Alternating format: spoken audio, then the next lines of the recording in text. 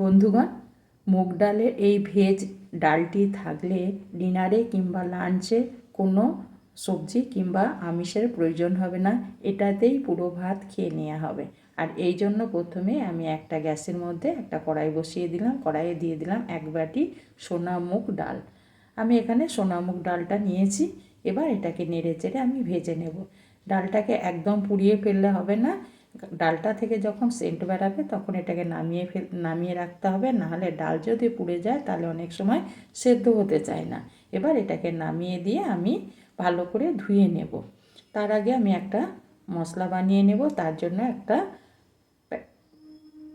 চাটুর মধ্যে আমি দিয়ে দিলাম 1 চামচ গোটা জিরে, 1 চামচ গোটা ধনে, 2টো শুকনো লঙ্কা, একটা তেজপাতা, 4টে দিয়ে দিলাম ছোটো এলাচ, আর 3 টুকরো আমি দারচিনি দিয়ে দিলাম, আর 4 টুকরো মতো আমি লবঙ্গ দিয়ে দিলাম। এবার এগুলোকে আমি কাঠখোলায় ভেজে নেব। মশলাটাকে আমি পুড়িয়ে ফেলবো না, তার জন্য অনবরত এটাকে নেড়ে চেড়ে ভেজে নিতে হবে। যখন মশলা থেকে সেন্ট বেরাবে তখনই জানতে হবে যে আমার মশলাটা ভাজা হয়ে গেছে। আমার মশলা থেকে সেন্ট বেরাচ্ছে, তার মানে আমার মশলাগুলো ভাজা হয়ে গেছে। এবার এটাকে আমি নামিয়ে দিয়ে মশলাগুলোকে পুরোপুরিভাবে ঠান্ডা করে নিয়ে গুঁড়ো করে নেব। এবার যে ডালটাকে আমি ধুয়ে পরিষ্কার করে রেখেছিলাম সেটা প্রেসার কুকারে দিয়ে দিলাম, আর দিয়ে দিলাম একটা বাটিটা দিলে এই ডালটা যখন ফুটে উঠবে তখন কিন্তু বাইরে বেরিয়ে আসবে না, প্রেসার কুকারটা আমার নষ্ট হবে না। সেই জন্য আমি বাটিটা দিয়ে দিলাম। এবার আমি 2টো সিটি দিয়ে নেব। এখানে আমি 2টো সিটি দিয়ে দিলাম। এবার এটাকে আমি গ্যাসটাকে বের হতে সাইডে রেখে দেব। এবার আমি গ্যাসের মধ্যে একটা কড়াই বসিয়ে দিলাম। কড়াইয়ের মধ্যে দিয়ে দিলাম কিছুটা সর্ষের তেল। তেলটা ভালো করে গরম করে নেব। তারপর আমি একটা গাজরকে ছোট ছোট করে কুচিয়ে নিয়েছিলাম, সেটাকে দিয়ে দিলাম। এবার গাজরটাকে কিছুক্ষণ আমি এবার নেড়ে চেড়ে ভেজে নেব। কিছুক্ষণ গাজরটাকে ভেজে নেওয়ার পর আমি এখানে দিয়ে দেব ফুলকপি। ফুলকপিটাকেও আমি গাজরের সঙ্গে একটু নেড়ে চেড়ে ভাজবো।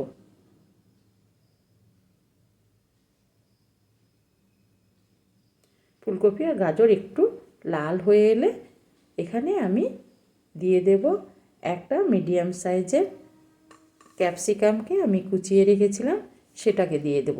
যেহেতু ক্যাপসিকামটা গলে যাবে সেই জন্য আগে আমি দিইনি, এটা আমি পরে দিলাম।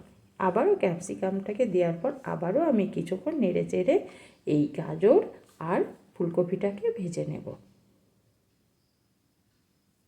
ফুলকপি গাজর আমার নরম হয়ে গেছে। এবার আমি এগুলোকে উঠিয়ে নেব। সমস্ত সবজিগুলোকে আমি অন্য একটা পাত্রের মধ্যে উঠিয়ে নিলাম। এবার এই তেলের মধ্যে দিয়ে দেব আমি কিছুটা কাজু, আর কাজুটাকে প্রথমে আমি একটু নেড়ে চেড়ে ভেজে নেব। কিছুক্ষণ ভেজে নেওয়ার পর আমি এখানে দিয়ে দেব কিছুটা কিশমিশ। এবার কাজু কিশমিশটাকে আমি নেড়ে চেড়ে ভেজে নেব।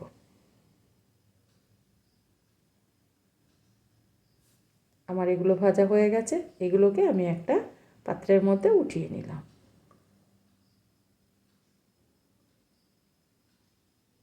হ্যাঁ বন্ধুরা, আমি এতটা তেলের ব্যবহার করব না রান্নাতে, তার জন্য আমি কিছুটা তেল, মোটামুটি 2 চামচ তেল আমি উঠিয়ে নিলাম। এবার এই তেলের মধ্যে দিয়ে দেব ফোড়ন। তার মধ্যে একটা তেজপাতা, 2টো লবঙ্গ, 2টো দারচিনি আর 2 টুকরো ছোটো এলাচ। এগুলো দেওয়ার পর আমি এখানে দিয়ে দিলাম 1/2 চামচ গোটা জিরে। একটু নেড়ে চেড়ে এগুলোকে ভেজে নেব। ভেজে নেওয়ার পর আমি 1 ইঞ্চ আদা আর 4টে কাঁচা লঙ্কাকে আমি একটু মিক্সিতে ঘুরিয়ে নিয়েছিলাম। যেহেতু আমার এটা নিরামিষ হবে সেহেতু আমি এখানে দিয়ে দিলাম কাঁচা লঙ্কা আর আদা। আদা আর কাঁচা লঙ্কা বাটাটাকে কিছুক্ষণ কষিয়ে নেব। কিছুক্ষণ কষিয়ে নেওয়ার পর যে সবজিগুলো আমি ভেজে রেখেছি সেগুলোকে দিয়ে দিলাম। এবার আদা কাঁচা লঙ্কার সঙ্গে সবজিটাকেও আমি কিছুক্ষণ কষিয়ে নেব।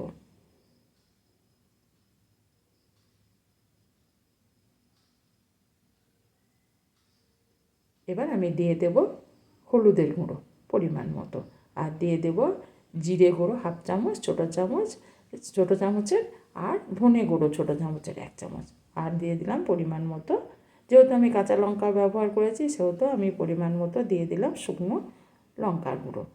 আর দিয়ে দেব স্বাদ মতো লবণ। লবণ যেহেতু আমি ডালে দিইনি, সেই জন্য ডালের লবণটাও আমি এখানে দিয়ে দিলাম। এবার আমি সমস্ত মশলাগুলোকে সবজির সঙ্গে ভালো করে কষিয়ে নেব।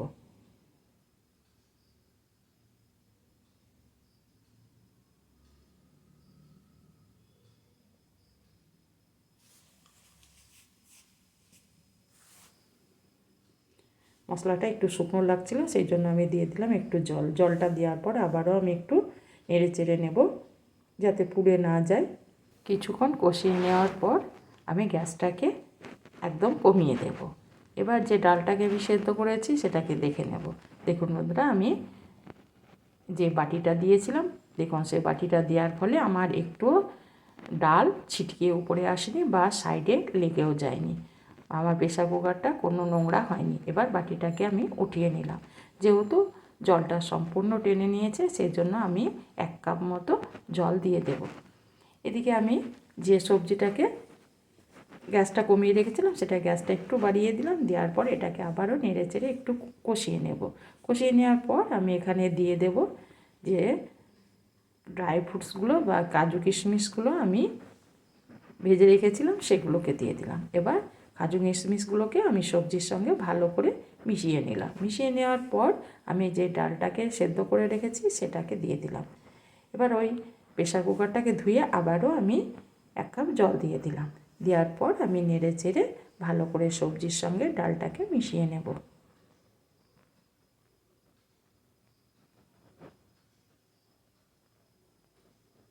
এবার আমি ডালটাকে ফুটিয়ে নেব। ডালটা আমার ফুটে উঠলে আমি এখানে দিয়ে দেব 1 মুঠ ধনেপাতা কুচানো। ধনেপাতাটাকে দেওয়ার পর আমি ডালের সঙ্গে ধনেপাতাটাকেও ভালো করে মিশিয়ে নেব। হ্যাঁ বন্ধুরা, ভীষণ মজাদার একটি ভেজ ডাল, সম্পূর্ণ নিরামিষ কিন্তু খেতে অসম্ভব টেস্টি, মাছ মাংসকে হার মানাবে। এবার আমি এখানে দিয়ে দেবো যে মশলাটাকে আমি গুঁড়ো করে রেখেছিলাম, সেই মশলা থেকে 2 চামচ মশলা আমি দিয়ে দিলাম। দিয়ে বাদ বাকিটা আমি মাছের ঝোল কিংবা যে কোনো সবজিতে ব্যবহার করব। এবার আমি মশলাটাকে ভালো করে ডালের সঙ্গে মিশিয়ে নেব।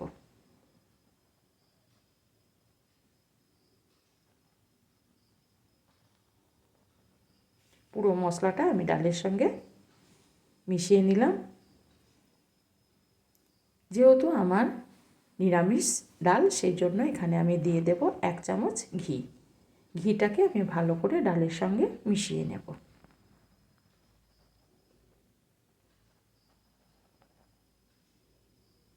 এর থেকে পাতলা আমি আর করব না, এই রকম ঘনত্ব আমি রেখে দেব। এবার আমি একটা বাটির মধ্যে ঢেলে নেব।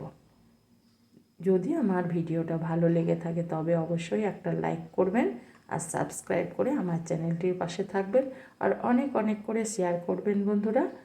এবার আমি এটা গরম গরম ভাতের সঙ্গে কিংবা রুটির সঙ্গে পরিবেশন করব। বা